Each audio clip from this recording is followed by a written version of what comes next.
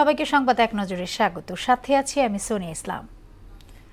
বহুল আলোচিত চট্টগ্রামে 10 ট্রাক অস্ত্র চোরাচালানের ঘটনায় করা মামলায় সাবেক স্বরাষ্ট্র প্রতিমন্ত্রী লুৎফুজ্জামান বাবর সহ কয়েক আসামিকে খালাস দিয়েছে হাইকোর্ট। এছাড়া উলফার সামরিক কমান্ডার পরেশ বড়ুয়াকে মৃত্যুদণ্ড থেকে যাবজ্জীবন দণ্ড দেয়া হয়েছে। বিচারপতি মোস্তফা জামান ইসলাম ও বিচারপতি নাসরিন আক্তারের সমন্বয়ে গঠিত হাইকোর্ট বেঞ্চ এই রায় ঘোষণা করেন। 2004 সালের 1 এপ্রিল CUFL ঘাট থেকে 10 ট্রাক ভর্তি অস্ত্রের চালান জব্দ করা হয়। গাজীপুরের টঙ্গীতে বিশ্ব ইজতেমার মাঠ দখল নিয়ে মাওলানা সাদ ও জুবায়েরপন্থীদের সংঘর্ষে 3 জন নিহত ও শতাধিক মুসল্লি আহত হয়েছেন। গত রাত 2:30টার দিকে ওই সংঘর্ষের পর সকালে ঘটনাস্থলে সেনাবাহিনী ও বিজিবি মোতায়েন করা হয়। পরবর্তী নির্দেশ না দেয়া পর্যন্ত ইজতেমা ময়দান এলাকায় সভা সমাবেশ নিষিদ্ধ করেছে ডিএমপি। সাবেক প্রধানমন্ত্রী শেখ হাসিনার বিরুদ্ধে আন্তর্জাতিক অপরাধ ট্রাইব্যুনালে গুমের অভিযোগ দায়ের করেছেন ইউপিডিএফ নেতা মাইকেল চাকমা। সকালে চিফ প্রসিকিউটর তাজুল ইসলামের কাছে মৌখিকভাবে অভিযোগ দায়ের করেন তিনি। চিফ প্রসিকিউটর জানান, অভিযোগ আমলে নিয়েছে প্রসিকিউশন। লিখিত অভিযোগ পাওয়ার পর তদন্ত কাজ শুরু হবে।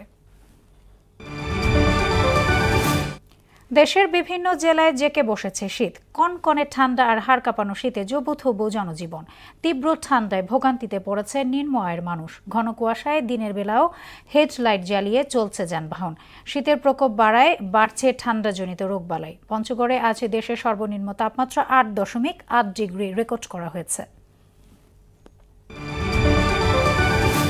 গাজায় ইসরায়েলি হামলায় আরও 31 ফিলিস্তিনি নিহত ও 79 জন আহত হয়েছে। এতে গেল 14 মাসে 45,000 ছাড়িয়েছে প্রাণহানি। এদিকে ইসরায়েলকে সামরিক সহায়তা দেওয়ার যুক্তরাষ্ট্রের বিরুদ্ধে মামলা করেছেন 5 ফিলিস্তিনি। অন্যদিকে ঘূর্ণিঝড় চিডোর আঘাতে মোজাম্বিকে কমপক্ষে 34 জনের মৃত্যু হয়েছে। দ্বিতীয় টি-20তে ওয়েস্ট ইন্ডিজকে 27 রানে হারিয়ে 1 ম্যাচ হাতে রেখে সিরিজ জিতল বাংলাদেশ। সেন্ট ভিসেন্টে ব্যাটিং ব্যর্থতায় 7 উইকেটে 129 রানের অল্প পুঁজির পরও বোলিং অ্যাটাক দিয়ে ক্যারিবীয়দের 102 রানে বধ করে টাইগাররা। এরপর মধ্য দিয়ে 6 বছর পর ক্যারিবীয়দের বিপক্ষে টি-20 সিরিজ জয়ের খরা কাটালো বাংলাদেশ।